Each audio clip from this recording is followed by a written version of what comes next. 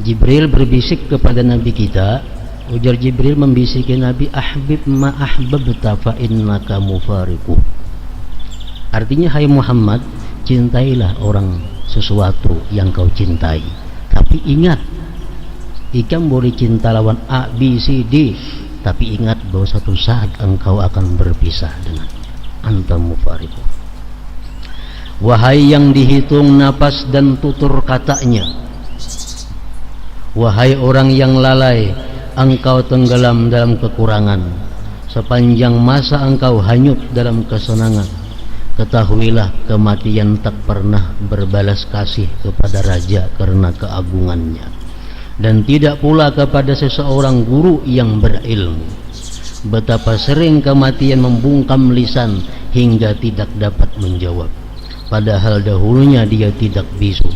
Dahulu istanamu makmur dan mulia, kini kuburmu tersembunyi di antara banyak kuburan. Jadi malakal maut ini bila kita diam, inya mendatangi. Namun kita lari, kita malah datang kepadanya. Kita begana di rumah aja, malaikat maut mendatangi kita kayaknya. Kalau kita lari berubat ke situ kamari, nah malaikat maut bisa menunggu di sana. Malaikat maut menunggu di Banjarmasin, di rumah sakit. Nah di Morawangnya menghadangi kita di Berabai masih cari ambulan, cari itu mau ke Banjar, sampai di muka rumah sakit mati orangnya. Bila kita lari, inya menghadangi. Nah bila kita begana, inya nang mendatangi.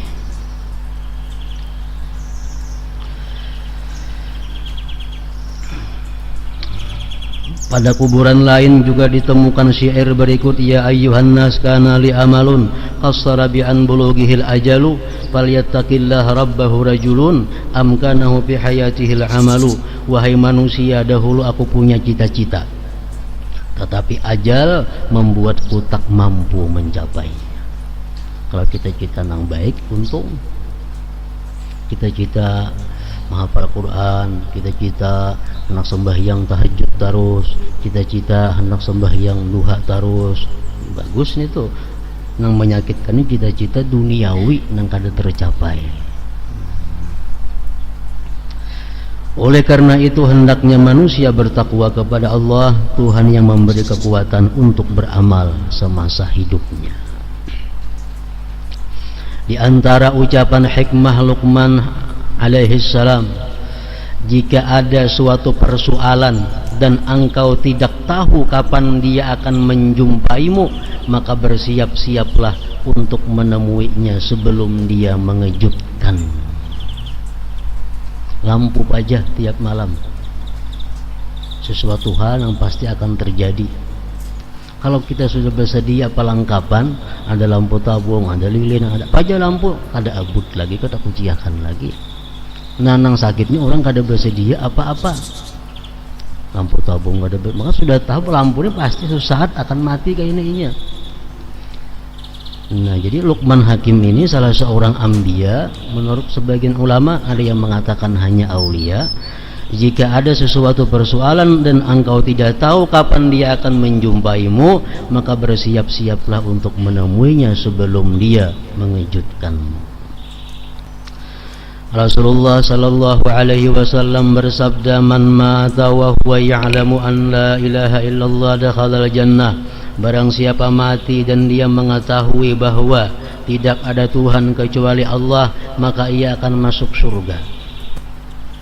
Ini adalah kurang lebih dengan hadis yang mengatakan, man kana akhiru kalamihi la ilaha illallah dakhalal jannah. Orang yang akhir kalamnya, akhir kata-katanya dalam dunia ini la ilaha illallah, masuk surga. Tapi kalau kata-kata aja kada cukup, mesti diiringi dengan hati. Hadis ini menyempurnakan, man mata wa huwa ya'lam. Siapa mati dan dia meyakini bahwa tidak ada Tuhan selain Allah, dakhalal jannah. Jadi artinya kalau kita dalam hati meyakini la ilaha illallah, tapi kada bisa tak ucapkan di mulut la ilaha illallah, kada termasuk. Atau mulut kita mengucapkan la ilaha illallah tapi hati kita kada ingat kepada Allah, kada termasuk juga. Jadi mesti berbaringan. Akhir kalam kita itu la ilaha illallah, hati pun meyakini bahwa tidak ada Tuhan selain Allah. Nah, hanyar itu nang dakhalal jannah, masuk surga.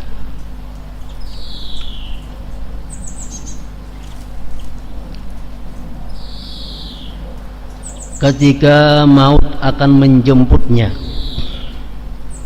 Khalifah Umar bin Abdul Aziz radhiyallahu anhu berkata,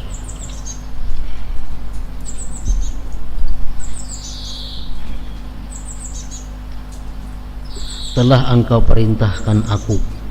Beliau mengkhitab kepada Allah, beliau mandiri Allah Ta'ala. Ujar Umar bin Abdul Aziz, telah engkau perintahkan aku, tetapi aku tidak menunaikan perintahmu dengan sempurna. Telah engkau larang aku, tetapi aku melanggar laranganmu. Setelah berkata demikian sebanyak 3 kali, sin ulang, beliau radhiyallahu anhu kemudian berkata, walaupun demikian, la ilaha illallah, tidak ada Tuhan kecuali Allah, dan beliau pun meninggal dunia yang fana. Nah, ini Umar bin Abdul Aziz radhiyallahu anhu.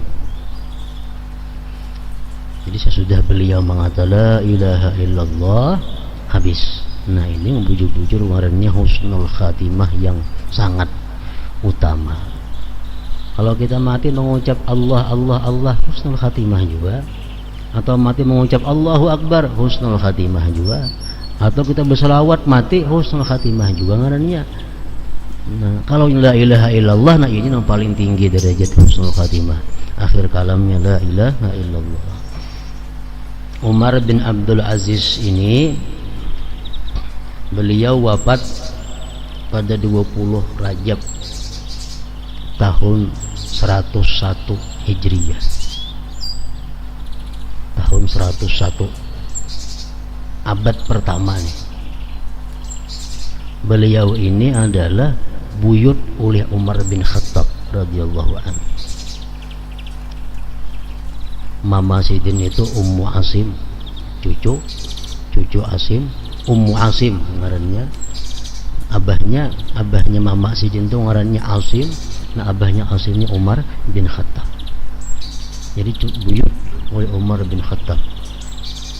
Umar bin Abdul Aziz ini merupakan khalifah Amirul Mukminin. Menurut sebagian ahli sejarah mengatakan yang ke-14 setelah Rasulullah sallallahu alaihi wasallam. Yang ke-14.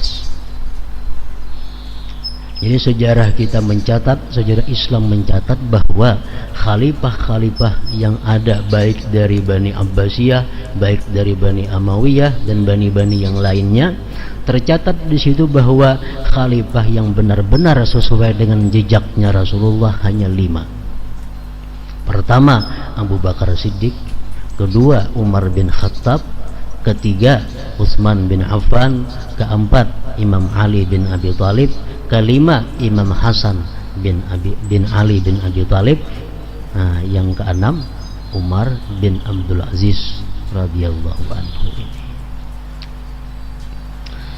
Jadi di dalam manaqib beliau, waktu beliau ini diangkat menjadi khalifah yang ke-14, disitulah mulai terasa benar-benar keadilan seperti zamannya Rasulullah. Dan semasa beliau menjadi khalifah itu disebutkan bahwa serigala pun kada menghantam lawan kambing. Daripada amannya, daripada damainya, binatang buas kada mau makan binatang lainnya. Arti sampai binatang buas kada mau bakalahi, apalagi manusia. Waktu beliau menjadi khalifah. Namun beliau ini sangat pendek masa khalifahnya, sekitar 2 tahun 3 bulan. Cuma 2 tahun 3 bulan. Dan beliau menurut sebagian ahli sejarah mengatakan mati karena diminumi racun oleh seseorang yang iri dengki kepada beliau. Beliau wafat umur 39 tahun. Umur 39 tahun. Yang paling terkenal perkataan Umar bin Abdul Aziz ini adalah sewaktu beliau ini menjadi khalifah dan beliau sakit, beliau memberikan, mewakafkan seluruh harta kekayaannya. Harta kekayaan yang diwakafkan di jalan Allah. Lalu ada yang berisar, wahai khalifah, jakat tinggali sedikit sekian anak pian. Ada 6 atau 5 anak sidin ini. Jangan tinggali sekian anak yang masih halus-halus itu nah. Ujar sidin menjawab, dan ini terkenal jawaban sidin tersebut, kalau anakku itu jadi orang saleh, kada perlu ku tinggali karena Allah sudah pasti menjaminnya.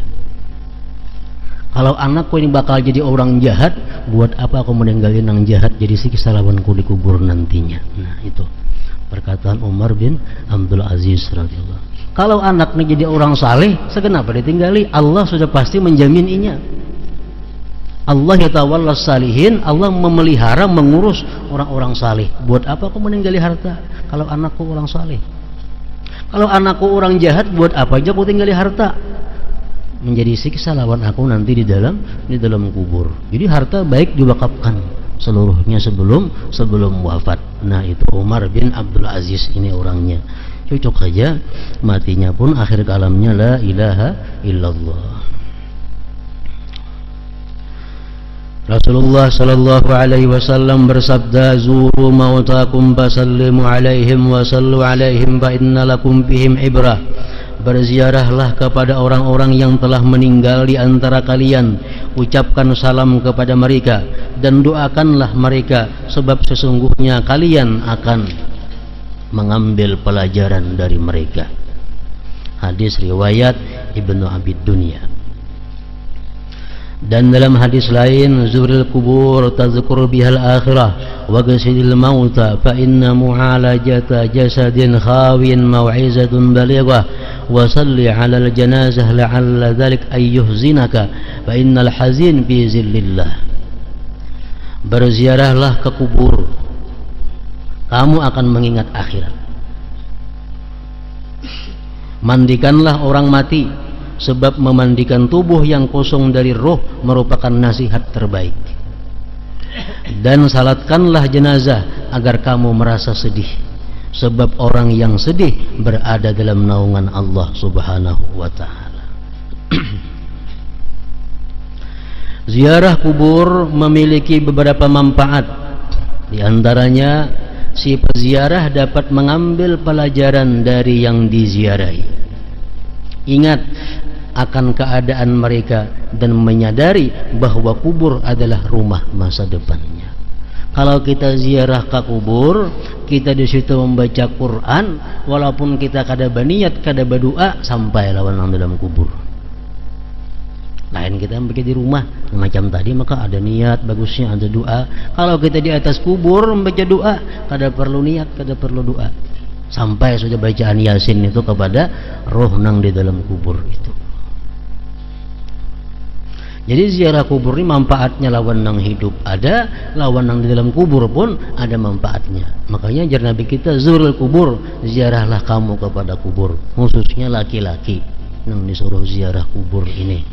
Kalau bini-bini, nah itu bini-bini ini disunatkan ziarah kubur. Kalau kubur itu kubur Nabi, kubur wali, kubur ulama-ulama salihin. Itu satu pendapat demikian. Ada pendapat ulama lagi, perempuan pun boleh juga ziarah ke kubur orang tuanya, ke kubur saudara-saudaranya, boleh juga ziarah perempuan. Cuma baik perempuan nang ziarah ke kubur Nabi, ke kubur wali, ke kubur ulama, ke kubur habaib, ke kubur kawan, ke kubur orang tua, nang perlu dicatat oleh bini-bini ini adalah jangan sampai termasuk dalam hadis yang mengatakan la'anallah zuwaratil kubur. Allah melaknat perempuan-perempuan yang ziarah kubur. Kalau perempuan nang ziarah kubur dilaknat oleh Allah, nang diziarahi kada dapat napa-napa, nang menziarahi karena laknat. Kenapa sebabnya? Karena satu, perempuan ini ziarah kubur tanpa izin suaminya kalau ini bersuami. Yang kedua, perempuan ini ke kuburan memakai pakaian-pakaian yang berhias walaupun menutup aurat, tapi perhiasannya perhiasan yang berhias walaupun tertutup aurat. Nampak perhiasan di tangan, di telinga, di bulu kelihatan. Ini termasuk perempuan yang ziarah kubur dilaknat oleh Allah.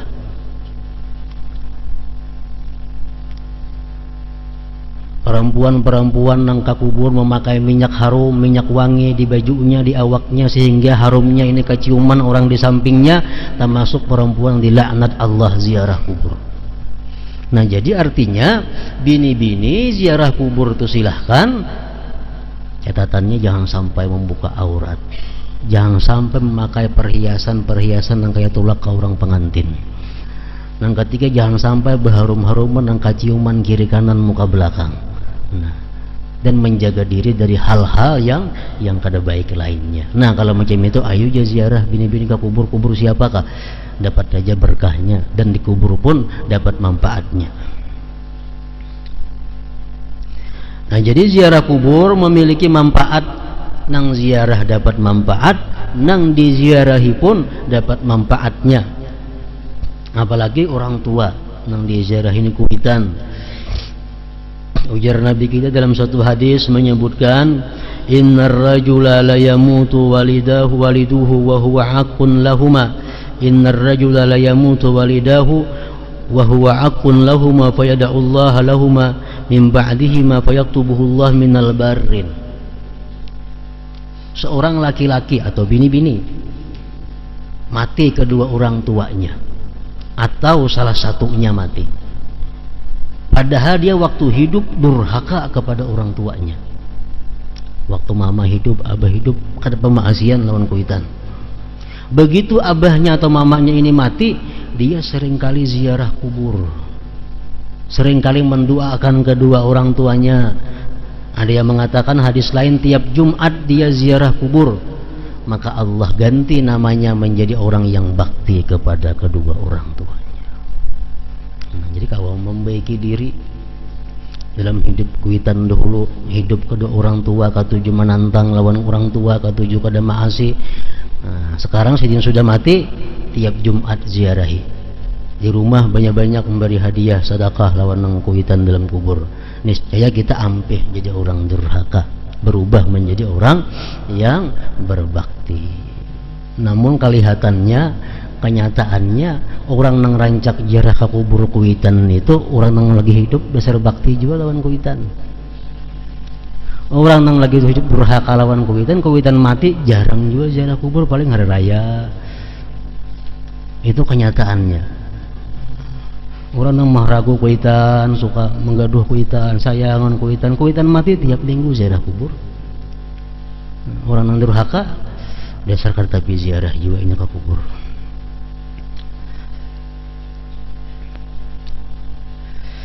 Ketahuilah pada hakikatnya maut adalah perpisahan roh yang memiliki kemampuan untuk mengerti dan memahami dengan jasad.